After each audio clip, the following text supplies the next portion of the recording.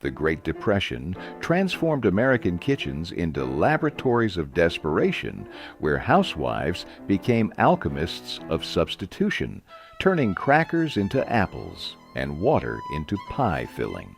When grocery money vanished and breadlines stretched around city blocks, families didn't just tighten their belts. They reimagined what food could be, creating meals so bizarre they seem like desperate fiction. In this video, we'll be exploring the weird meals that were completely normal during America's darkest economic hour. Women's magazines and community cookbooks responded to rising food costs with mock recipes that promised to deliver beloved dishes without their essential components, sweeping through Depression-era kitchens with the tantalizing possibility that substitution and chemistry could replace ingredients that had become as precious as gold.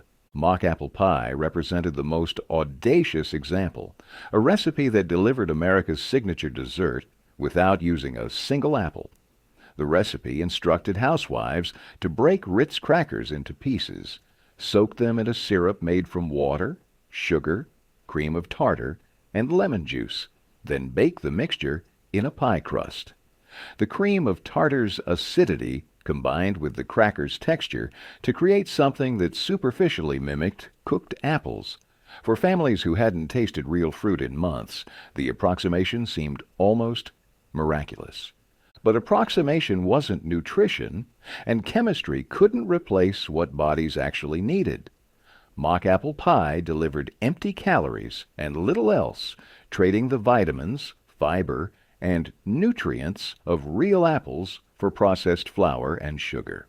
What families were consuming was essentially sweetened cardboard, a dessert that filled stomachs without nourishing bodies already suffering from malnutrition and vitamin deficiencies.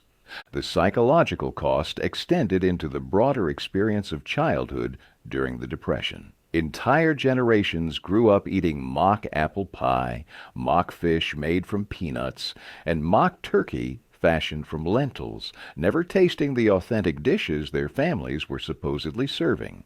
These children learned early that food was about pretending, that dinner tables required participation in collective fiction, where everyone agreed to call crackers apples and ground legumes turkey.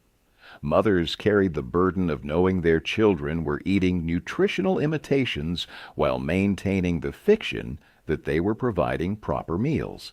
While some families consumed crackers disguised as fruit, others turned to protein sources that wealthy Americans threw away or fed to their dogs.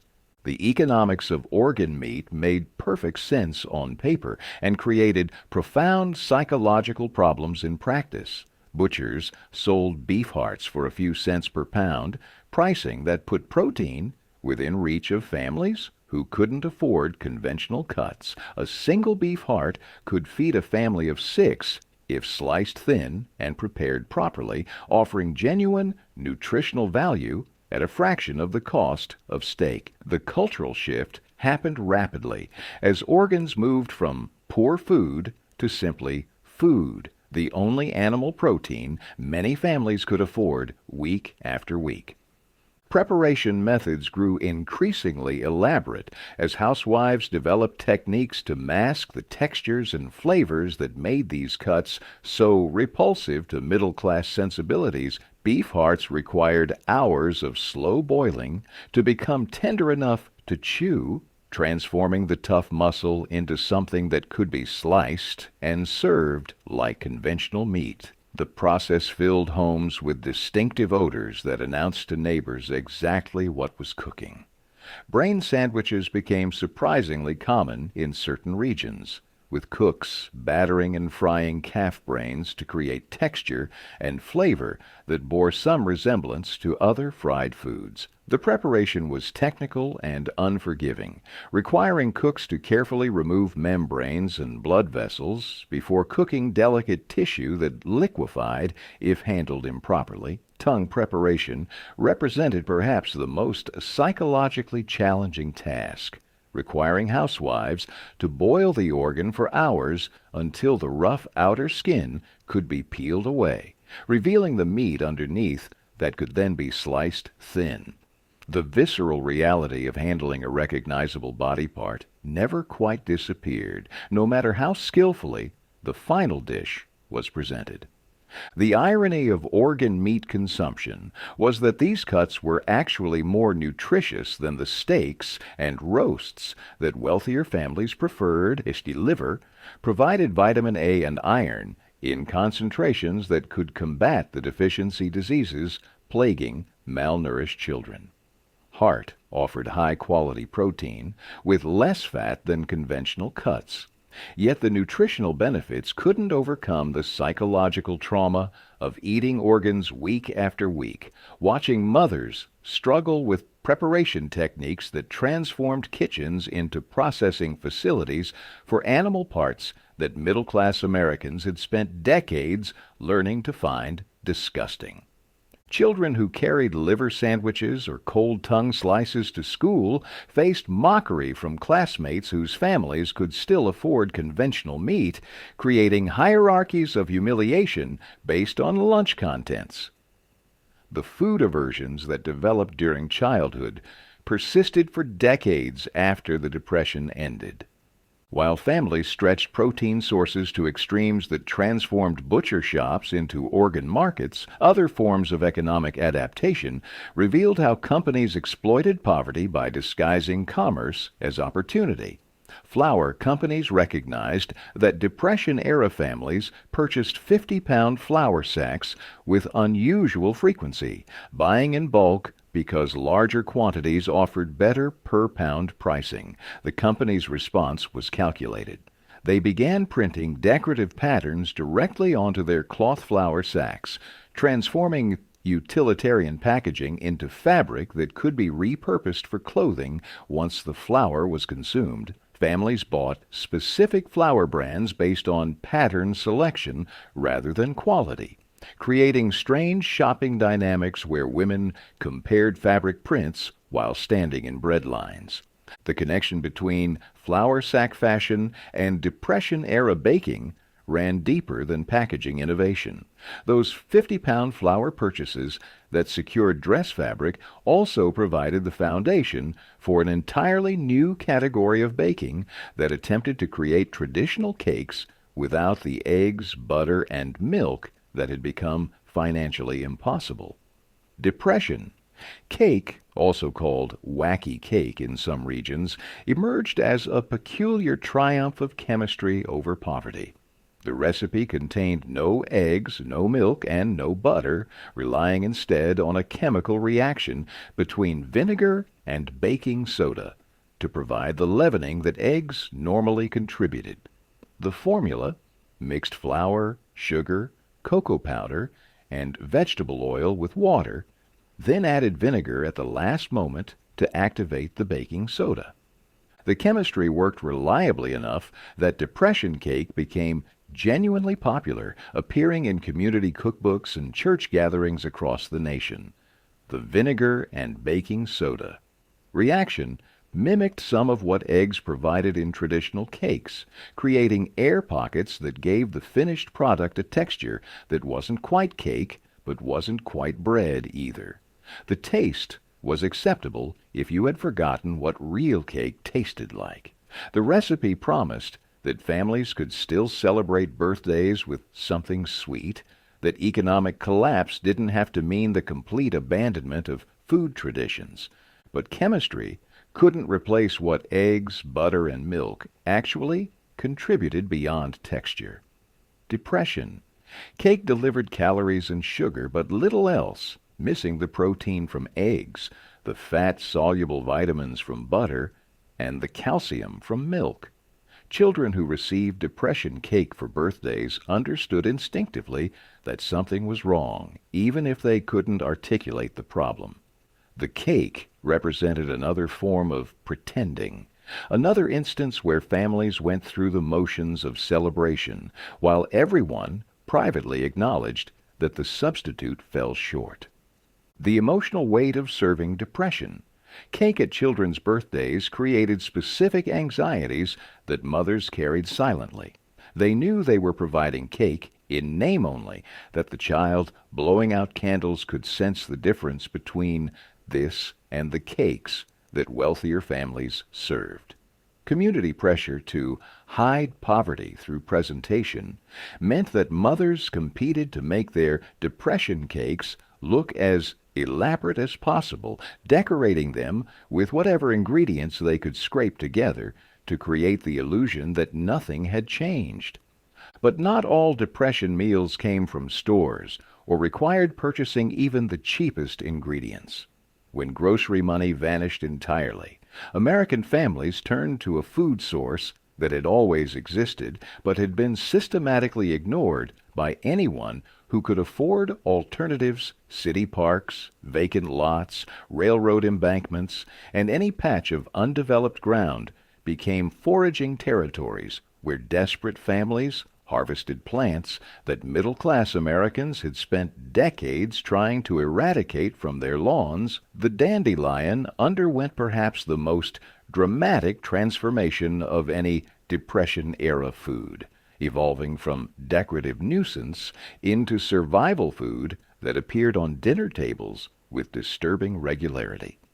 Urban foraging required knowledge that most city dwellers had deliberately forgotten during decades of industrial food production.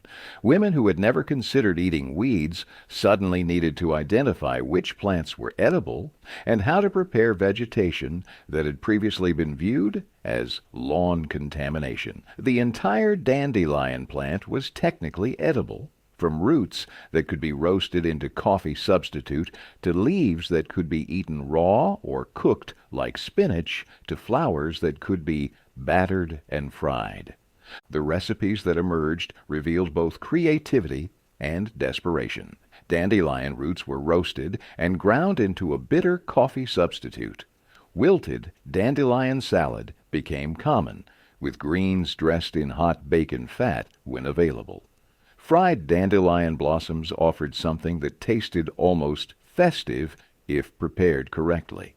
Pigweed, lamb's quarters, and wild onions appeared in Depression-era meals with increasing frequency, thriving in vacant lots and along railroad tracks where few other food sources existed. But urban foraging carried dangers that desperate families often discovered too late. Mushroom poisoning spiked during the Depression as inexperienced foragers confused edible species with toxic varieties that caused organ failure, and death plants harvested from industrial areas carried contamination that wasn't visible to the eye. Lead from automotive exhaust settled on leaves growing near busy streets, while industrial runoff poisoned vegetation along railroad embankments. The human cost of foraging extended beyond physical health into lost childhood. Children, as young as 6 or 7, were sent into parks with baskets and instructions about which plants to gather, their afternoons consumed by food collection rather than play. These foraging expeditions were visible to everyone, marking families as so destitute they couldn't afford even the cheapest grocery store vegetables. The class dynamics were particularly cruel in urban parks where wealthy families strolled past children on their hands and knees, digging dandelion roots from soil, the same manicured spaces serving as recreational grounds for some and survival territories for others. Yet even foraged food required effort. Families couldn't always spare time and energy that disappeared when unemployment stretched into its 2nd or 3rd year, when foraging became too difficult and grocery money had vanished completely. American families turned to recipes that required almost nothing, creating meals from ingredients so minimal they seemed like elaborate jokes rather than actual sustenance strategies. Water pie represented the absolute endpoint of Depression-era ingredient substitution, a recipe that achieved the seemingly impossible task of creating pie filling. From water, a pie crust was filled with a mixture of water, a tablespoon of butter, a cup of sugar, a tablespoon of flour, and vanilla extract. The physics involved the flour thickening the sugared water during baking, while the butter provided minimal fat content that created texture approximating richness without actually containing any of the eggs or cream that made real custard valuable. Families served water pie at gatherings because the alternative was serving nothing at all, and the symbolic importance of having dessert outweighed the reality that what they were eating was essentially sweetened water trapped in a crust. But water pie wasn't the only Depression recipe that pushed the boundaries of what could reasonably be called food. Ketchup, diluted with hot water, became tomato soup in households where actual soup was beyond financial reach, served in bowls with spoons to create the performance of a proper meal. Sugar sandwiches delivered pure calories with virtually no nutritional value. White bread, topped with butter if available, and sugar sprinkled on top. Large sandwiches replaced the sugar with spoonfuls of cooking fat spread between slices of bread. Toast water involved soaking toasted bread in hot water with butter, creating a liquid that could be consumed when solid food was too difficult to obtain. The darker reality beneath these recipes was their impact on child development and long-term health. Children raised on water pie, diluted ketchup, and sugar sandwiches weren't just experiencing temporary hunger, but were suffering from malnutrition that would affect their bodies for the rest of their lives. Growth was stunted by insufficient protein and calories. Vitamin deficiency diseases like rickets and scurvy appeared in American children during the 1930s at rates not seen since the previous century. Bone density never fully recovered for children whose skeletal systems formed during years of inadequate calcium intake. The maternal guilt associated with serving these meals created psychological wounds that persisted long after the Depression ended. Mothers knew they were feeding their children, but not nourishing them. Watching their sons and daughters consume water pie and diluted ketchup, while understanding that these substances provided almost nothing of what growing bodies actually needed. Others turned to protein sources that existed outside conventional commerce and polite conversation, creating an informal economy around meat that nobody purchased from butchers and that families rarely acknowledged even to their closest neighbors. Roadkill consumption became surprisingly common in rural areas where cars struck rabbits, deer, possums, and other wildlife with regularity. The practice existed in a legal gray area where taking fresh roadkill wasn't technically illegal but carried social stigma so severe that families hid the practice from everyone who might judge them for it. Fresh kills required processing within hours to prevent bacterial contamination that could cause illness or death. Urban areas offered different opportunities through hunting practices that transformed city parks into improvised game reserves. Pigeons, sparrows, and squirrels became target species for men and boys armed with improvised traps, slingshots, and occasionally actual firearms when ammunition could be obtained. The meat was lean and required long cooking to make it palatable. The whispered extreme of Depression-era meat consumption involved species that crossed the line from unconventional to genuinely horrifying. Historical evidence suggests that rat consumption occurred in the worst-hit urban areas where other food sources had been completely exhausted. The practice was never openly acknowledged and left no recipe documentation, existing only in oral histories collected decades later from people willing to admit what they had witnessed during the absolute worst moments of economic collapse. But rats weren't the darkest protein source that desperation created. Family pets disappeared in desperate neighborhoods with disturbing frequency, vanishing from yards and porches in circumstances that everyone understood but nobody discussed openly. The dogs and cats simply stopped appearing, and families who asked after them received vague explanations about animals running away or being given to relatives in the country. Selden watched their pets disappear and understood through adult silences, through evasive answers, through the sudden appearance of meat in houses that had served none for weeks, exactly what had happened. The knowing created a specific kind of childhood trauma, a lesson about desperation and survival that permanently scarred their understanding of what hunger could force human beings to do to each other and to the animals they had once loved. The disease risks associated with found meat consumption were severe and often fatal. Toxoplasmosis and trichinosis from improperly cooked wild game could cause neurological damage, severe illness, and sometimes death. The psychological damage extended into the children who witnessed what desperation could force their parents to do. The shame ran deeper than any other Depression-era food practice because it involved crossing boundaries that society had established between humans and animals, between food and refuse, between acceptable and unspeakable. But not all Depression-era meals came from family desperation, roadkill processing, or urban foraging expeditions. The federal government's response to mass unemployment included programs designed to prevent starvation through direct food distribution, creating an entirely new relationship between American citizens and institutional feeding.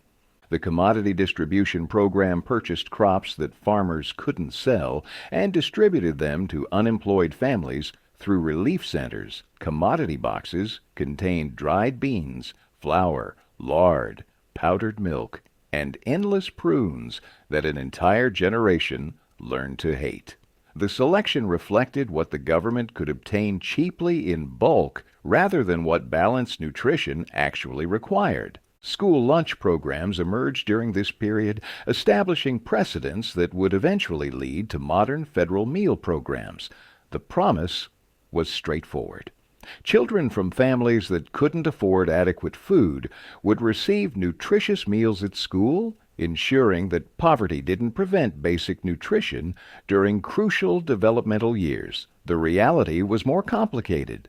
Schools operated with minimal budgets and relied on commodity foods for their lunch programs, creating meals that prioritized cost efficiency over nutritional quality or palatability. The stigma associated with eating government-provided school lunches created social hierarchies that mirrored the economic divisions tearing apart American society. Children whose families could still afford to pack lunches occupied a different social status than those who lined up for institutional food, creating visible markers of poverty that followed students through their school days. Some children refused to eat school lunches even when hungry, choosing hunger over the humiliation of publicly accepting charity in front of their peers. Breadline food represented the most visible form of institutional feeding, with mass-produced stews and soups served to long lines of unemployed men waiting on city streets. The humiliation factor was profound, with public eating functioning as a performance of poverty that many men found more difficult to endure than the hunger itself. Institutional food programs staved off starvation without providing genuine health. Bodies maintained basic functions but suffered from vitamin deficiencies, inadequate protein, and insufficient calories. The bitter irony was that some institutional programs provided better nutrition than what children received at home, revealing the depths of Depression-era poverty through the fact that government-issued beans and powdered milk represented improvement over family meals.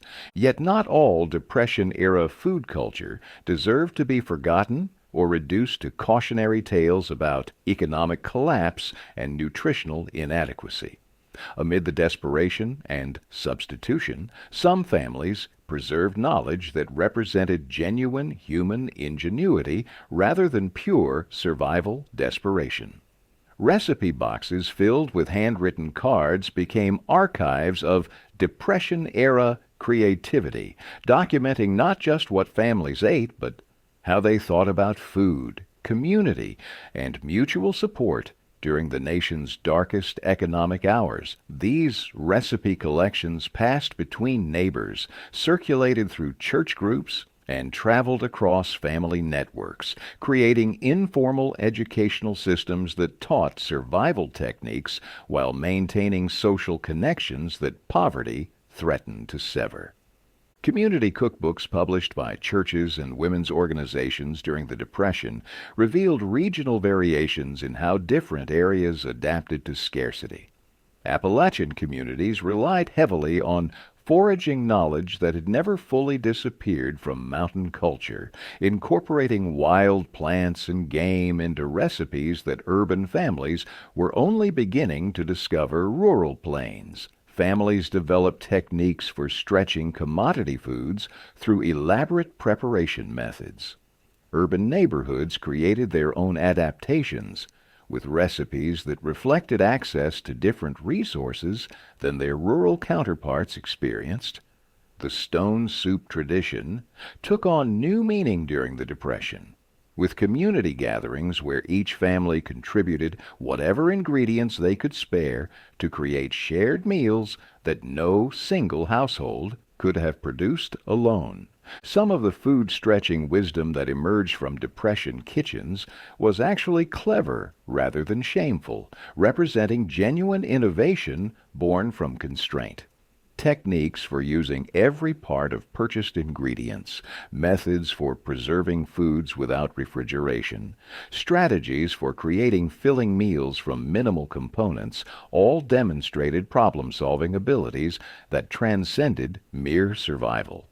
The waste-nothing ethic that governed Depression-era cooking stood in sharp contrast to the abundance mentality that would characterize post-war American food culture.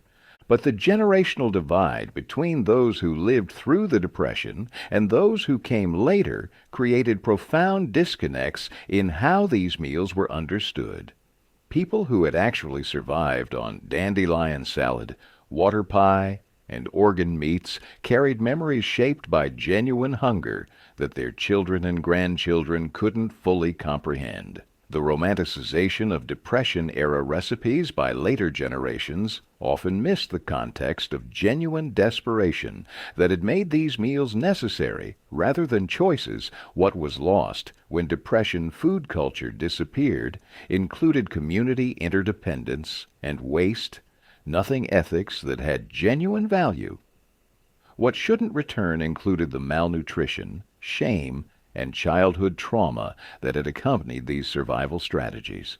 These weren't weird meals, but survival mathematics, calculations performed by families who understood that the alternative to water pie and dandelion salad was not eating at all. The human cost was measured in bodies that never fully recovered from childhood malnutrition and psychologies shaped permanently by hunger that should never have existed in a nation with abundant food production capacity.